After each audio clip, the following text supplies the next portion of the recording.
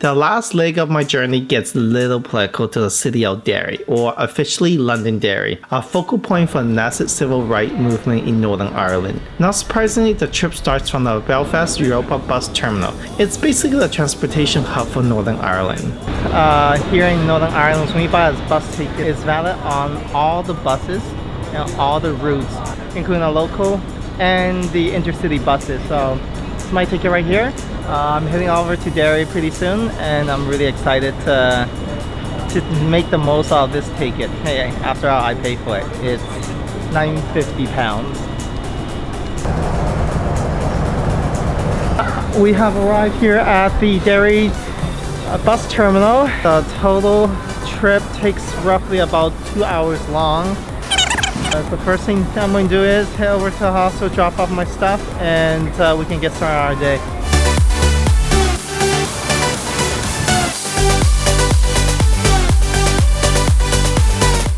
Derry is the second largest city in Northern Ireland with a population of 110,000. The name is an Anglicization of the Old Irish name Dare, means oak grove.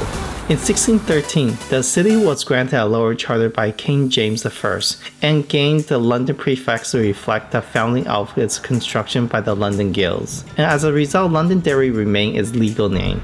Derry is renowned for its architecture, including the famous historic City Wall at the core of the modern city, as well as many churches and forts. Most of the attractions are easily accessible by foot from the city center. That is where my accommodation sponsor, Hotel Connect, is located. They offer both private rooms and dorm beds, comfy area for socialization, a full kitchen with free basic breakfast, and I can't say enough great things about its friendly staff. Thanks, guys!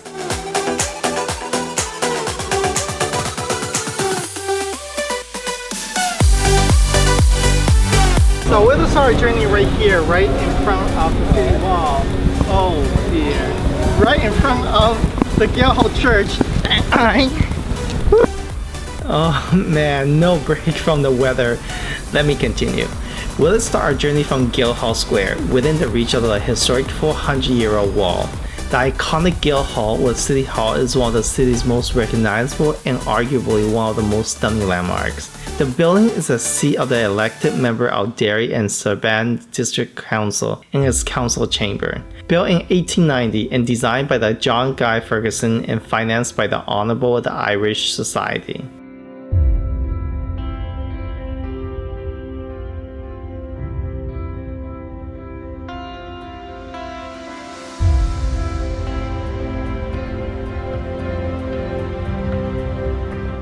The red sandstone building is a neo-Gothic architecture with Tudor overtone. During the Troubles, the Guildhall was focused on multiple terrorist attacks. The building was badly damaged by 2 bombs in 1972, but was restored at a cost of £1.7 million and was reopened in 1977. The Guildhall's most stunning feature is the collection of stained glass windows, donated by the London companies. They represent everything from fishmongers to musicians. There's 23 stained glass windows here, originally built by the Campbell brothers in 1912 in Belfast.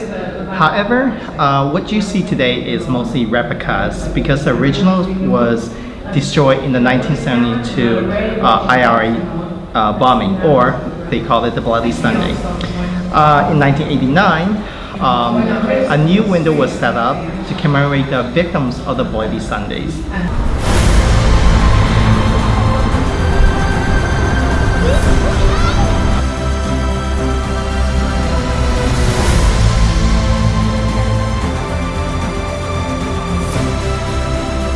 Across the Guildhall Square is one of the stairwells of the 400-year-old City Wall, commissioned by King James I and built by the Irish Society as defense for the early 17th century English and Scottish settlers from the Irish rebels besieging the city. Now, Derry has the most complete circuit of historical walls in any town in Ireland, and this is it.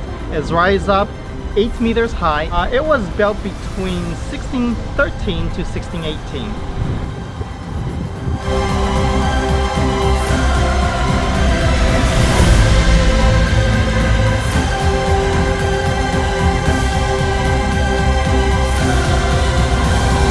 The wall, which are approximately 1.5 kilometers in circumference, form a walkway around the inner city and provide a unique promenade to view the layout of the original town, which is still preserved in the Renaissance-style street plan to this day. The 4 original gates in the walled city include Bishop's Gate, Ferryquay Gate, Butcher Gate, and Shipquay Gate. 3 further gates were added: Magazine Gate, Castle Gate, and Newgate. The walled city also claimed Europe's largest collection of cannons whose origins are known precisely. Many of them thundered in anger over 2 17th century sieges. In 2005, the surviving 24 cannon was restored, and under the expert supervision and often by hand, craftsmen cleared the barrel of century-old rubbish, strip off layer of paint and corrosion and bath, sponge and wax the cannon back to their former glory. The cannons are displayed throughout the city wall with an impressive roaring mag located at the double bastion.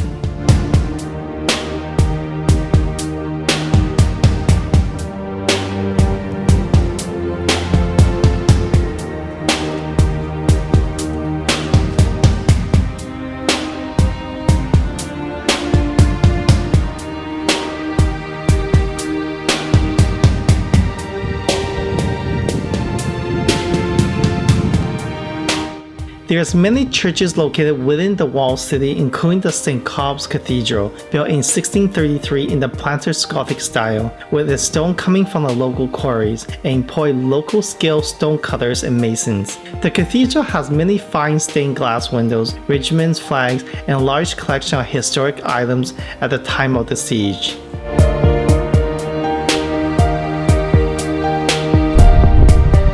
Also within the wall and situated on the ground of the former ancient church from 1164, this is a little church, the St. Augustine's, established in 1872 and fondly known as the Wee Church on the Wall, sit on the ground of Grand Parade of Derry's Wall.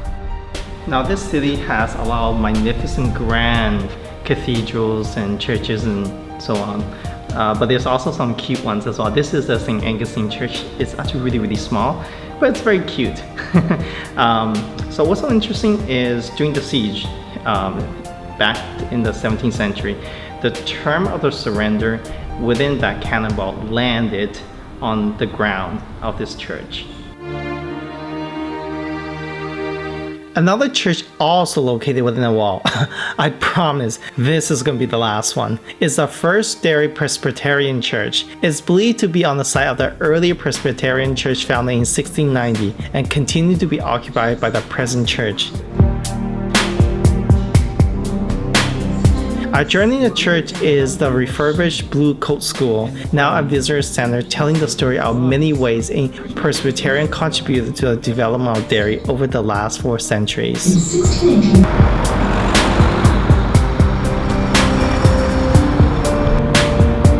Less than 4 minutes away is the Bauxite Neighborhood, the site of the Battle of Bauxite, what many believe to be the beginning of the Trouble, referring to a 3-decade bloody sectarian conflict between the nationalists, self-identified as Irish or Roman Catholic, and the unionists, mainly self-identified as British or Protestant. The Catholic was discriminated under the unionist government in Northern Ireland, both politically and economically. The extreme tension boiled over in the late 1960s, and rioting and battles with police occurred in Derry on semi-regular basis. On January the 5th, 1969, after a night of rioting and sustained police attacks, this was graffiti on a wall here. You are entering Free Derry.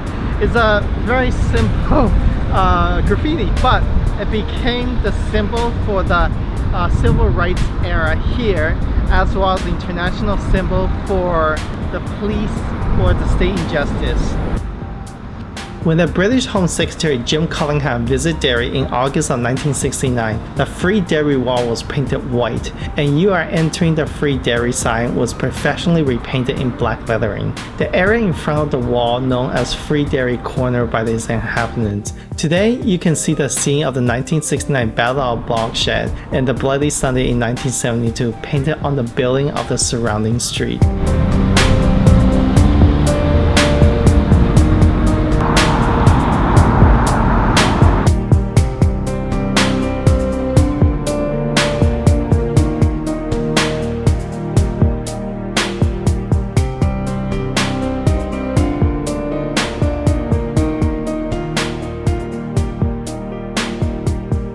After decades of sectarian conflict, Northern Ireland enjoyed relative peace in the present day, with many monuments being dedicated to the Good Friday Agreement and memorials to the victims of the violent past. One of them is the Peace Bridge, with a construction cost of £40 million, with the funding coming from the European Union, and opened on 25th of June 2001.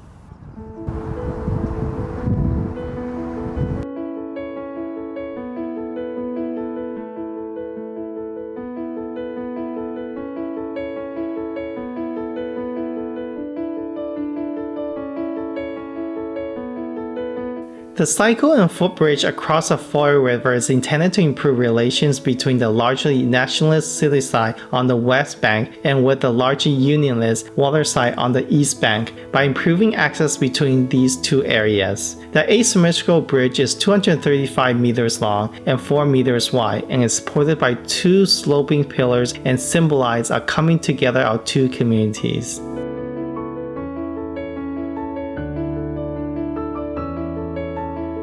The bridge is directly connected to Foyle Riverfront on the Waterside and providing crossing over the railway line approaching the Waterside station and the stair to the Eberton Square.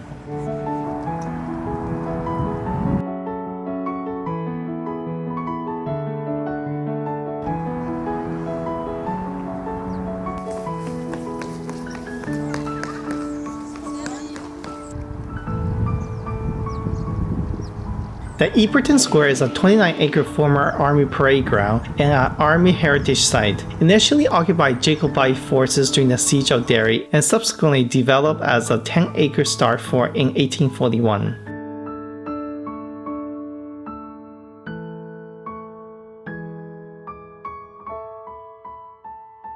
The site plays a significant role in both World Wars and was pivotal during the Battle of the Atlantic. At the start of the First World War, the barrack was occupied by the 1st Battalion Cheshire Regiment, who proceeded to front with the Expeditionary Forces. During the Second World War, the barrack was home to 2nd Battalion, the South Wales Borderer, and in the latter part of the war it became a naval base.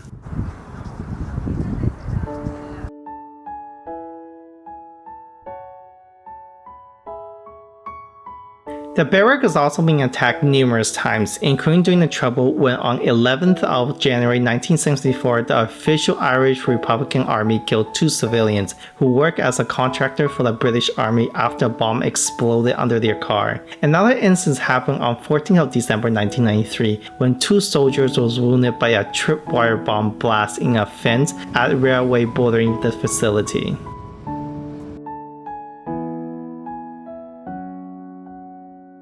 On the same side of Foley River and next to the square, there's a 70-acre municipal park, the St. Cobb's Park, named after St. Columb, who is the city's patron saint. The park contains ruins of medieval church, 18th century manor house, arena, tennis court, running track, children's play area, and a walled garden.